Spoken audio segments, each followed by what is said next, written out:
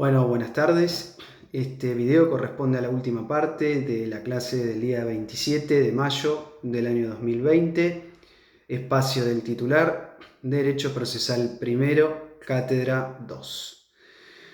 Bien, en esta última parte vamos a abordar lo referente a los contenidos que restan a abordar del recurso extraordinario federal. En el video anterior han visto con mi colega, el doctor Fisestaco,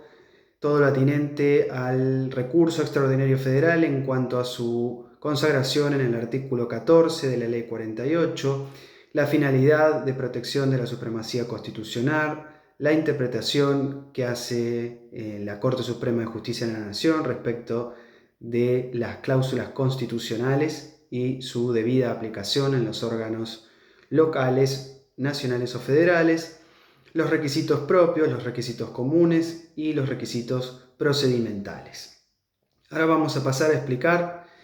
lo que es la doctrina de la arbitrariedad, la doctrina del exceso ritual manifiesto, entendidos ambos como dos incisos no escritos de este artículo 14 de la Ley 48 antes mencionado. Y por último vamos a abordar dos institutos fundamentales de este módulo también, que son el certiorari y el per saltum. Vamos a empezar con el primero de ellos, este inciso cuarto no escrito del artículo 14 de la Ley 48, mejor conocido como la doctrina de la arbitrariedad. En primer lugar, vamos a definir la arbitrariedad como aquello que resulta contrario a la razón o a la ley, dispuesto por la voluntad de una sola persona. Así dicho a secas, parece un concepto vago, amplio, pero la Corte es la que se ha ido encargando de definir cuáles son, por casuística por supuesto, todos aquellos aspectos que hacen ingresar como causales de arbitrariedad. Junto a ello, y a la recepción jurisprudencial del máximo órgano jurisdiccional de nuestro país, vamos a acompañar la explicación con una obra de los autores Alejandro y Genaro Carrió, que en la década del 80 escribieron precisamente un artículo que se denomina Recurso Extraordinario Federal por sentencias arbitrarias. En este artículo, los autores hacen una clasificación de distintas causales que, si bien entiendo que no es taxativo porque el derecho es una cuestión totalmente dinámica y la arbitrariedad puede estar presente en todo momento y en todo lugar, cierto es también que es importante que podamos abordar, aunque sea la enunciación de estas causales, para que quede mejor comprendido el tema. Primero vamos a decir que el primer antecedente de la incorporación de la arbitrariedad como causal pasible o potencial de ingreso al recurso extraordinario federal, en tanto que no se den ninguno de los tres incisos escritos del artículo 14 de la Ley 48, se dio en el fallo Rey versus Rocha en el año 1909, antecedente jurisprudencial que ya fue reseñado en clases anteriores por el profesor titular. Y es un fallo importante porque es el señero el que pone la piedra fundamental de lo que va a ser después toda esta doctrina que estamos explicando. Este fallo de 1909 se refirió por primera vez a que la Corte también tenía que intervenir en tanto la defensa de la correcta administración de justicia y del debido proceso legal. Es un fallo que se trató de específicamente de un tema de marcas que recomiendo su lectura, si bien es antiguo, y también teniendo en cuenta que fue rechazado el recurso extraordinario federal, pero en un obiter es muy interesante lo que dice este Supremo Tribunal, porque ha sido el primer atisbo de lo que se conoció posteriormente como esta doctrina. Para poder citar un fallo mucho más actual, podemos ir recorriendo un camino en los primeros 30 o 40 años de la historia de la Corte, luego de Rey versus Rocha, se dieron asidero a muy pocos fallos haciendo lugar a esta doctrina, y por supuesto que el crecimiento en tanto a la utilización de esta herramienta fue exponencial con el paso del tiempo. a lo que la Corte ha tenido que sacar resoluciones que restringieran porque, por supuesto, desvirtuaban el aspecto extraordinario de este recurso. Y vamos a recordar que es la única vía por la cual podríamos eventualmente discutir alguna que otra cuestión fáctica en una instancia extremadamente extraordinaria. Con el paso del tiempo, la Corte falla en Colalillo, un fallo que lo vamos a dejar para el tema siguiente, donde establece específicamente la doctrina del exceso ritual manifiesto. Pero yendo un poco más en la actualidad, podemos citar un antecedente muy interesante en el año 2006, el fallo Sirkovich, donde la Corte específicamente dice que la violación al principio procesal de congruencia es una clara apertura al entendimiento del recurso extraordinario federal por sentencia arbitraria, a lo que vamos a ampliar ahora cuando hablemos de la clasificación de Genaro y Alejandro Carrió. Y también en el fallo Flores contra Granja Desarrollos del año 2015, la Corte dio cauce a un recurso extraordinario por sentencia arbitraria en razón de que se había incurrido en una autocontradicción en un tribunal colegiado, porque si a simple vista se observaba que los colegas que adherían al voto del juez, el primer juez que votaba, el juez preopinante, lo hacían por fundamentos contradictorios, es decir, de la lectura de los considerandos de su voto no coincidía con el voto de adhesión al anterior. Por ende, generar una autocontradicción en un tribunal colegiado para la Corte se trata de una sentencia arbitraria. Bien, vamos a pasar sucintamente a leer o a enunciar las causales de arbitrariedad que elaboraron, mejor dicho, los autores Alejandro y Genaro Carrió. En primer lugar, vamos a hablar de la afectación a este principio de congruencia, como ya lo hemos dicho, respecto de no atender a cuestiones planteadas o atender a cuestiones no planteadas, que si bien esto prima facie puede parecer un trabalenguas, queda claro que son dos aspectos totalmente distintos, porque en el primer escenario es el abordaje de una cuestión no incorporada por ninguna de las partes, y en el otro es el entendimiento de que una parte incorporó un presupuesto de hecho o un presupuesto de derecho que hacía la resolución de la litis y no fue contemplado. En segundo lugar, respecto del fundamento normativo, tenemos otras causales, como ser, por ejemplo, que el órgano jurisdiccional se arrogue el papel de legislador. Esto puede resultar extraño, pero podría llegar a verse en la práctica.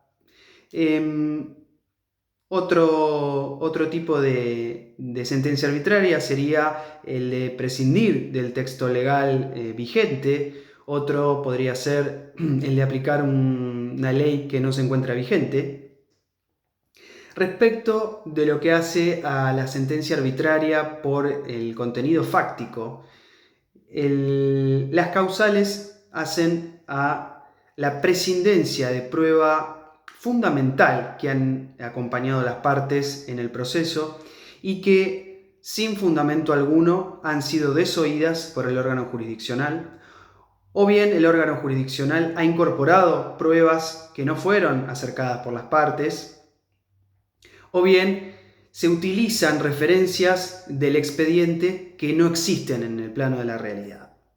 Esto claramente son sentencias arbitrarias y por supuesto en el estudio de los recursos extraordinarios provinciales surten como consecuencia de este absurdo valorativo que nosotros podemos denunciar en la provincia de Buenos Aires en el recurso extraordinario de inaplicabilidad de ley. Por último, podemos encontrar un último subgrupo de sentencias arbitrarias donde el órgano jurisdiccional pretenda quitarle la fuerza de cosa juzgada, una sentencia, violando el derecho de propiedad que cada ciudadano tiene cuando obtiene, valga la redundancia, un pronunciamiento firme.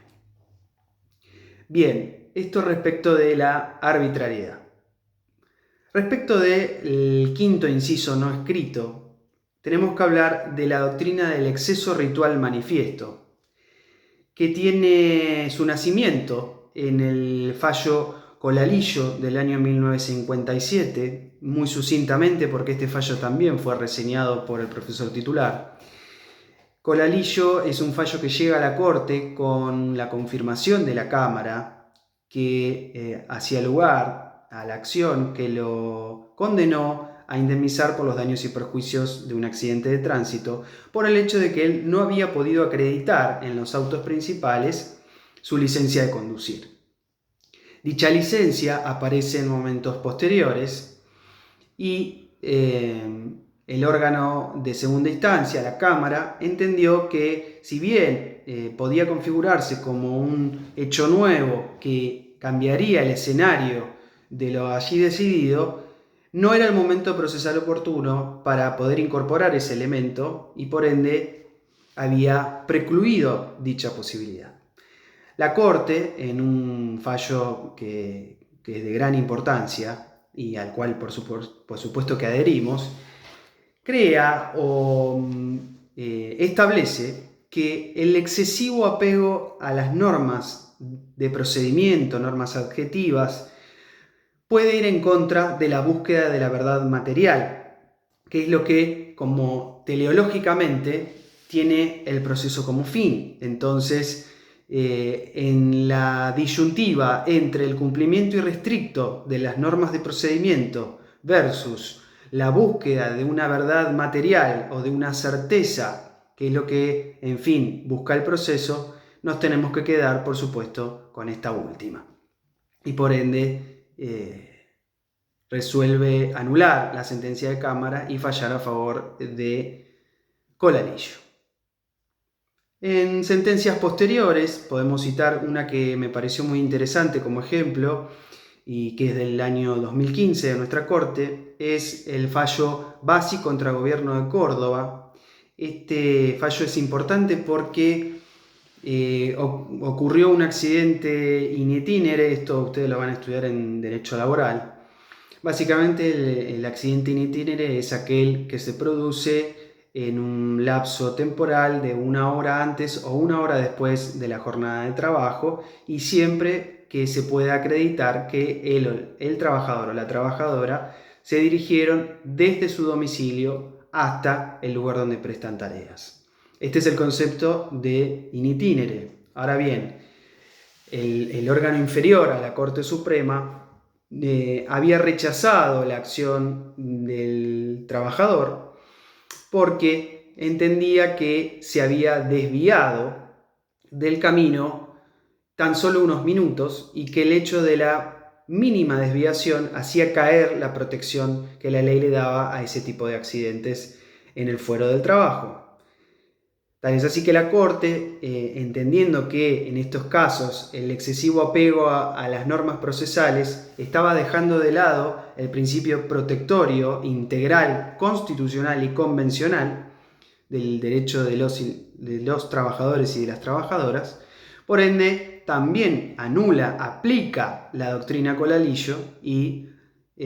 da vuelta la resolución anterior. Con esta aplicando la teoría del exceso ritual manifiesto respecto de que lo verdaderamente importante es la búsqueda de la verdad material y no del excesivo apego a las normas procesales. De seguido vamos a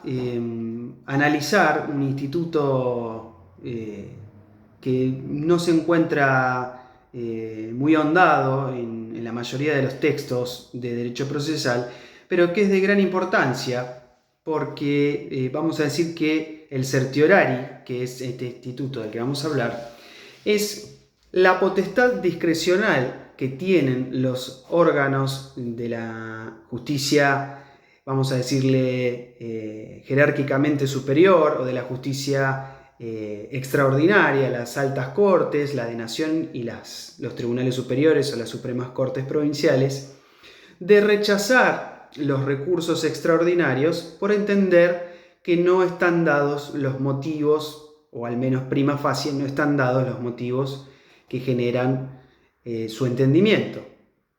En la Corte Nacional, el certiorari está regulado en el artículo 280 del Código Procesal Civil y Comercial de la Nación.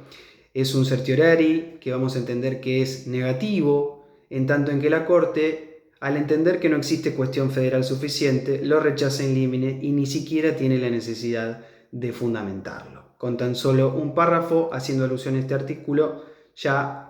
deja firme y precluye definitivamente esa causa. En la provincia de Buenos Aires, el certiorari puede ser positivo o negativo, está regulado en el artículo 31 bis de la Ley 5.827 de Organización del Poder Judicial. En el primer párrafo de ese artículo encontramos el certiorari negativo con las mismas características que su par de nación. Este se aplica, por supuesto, a los 3 recursos extraordinarios provinciales: inaplicabilidad de la ley, nulidad e inconstitucionalidad. Pero en el tercer párrafo de este mismo artículo encontramos una herramienta sumamente novedosa y actual, que es el certiorari positivo. Esto es la posibilidad de solicitarle a la Suprema Corte que falle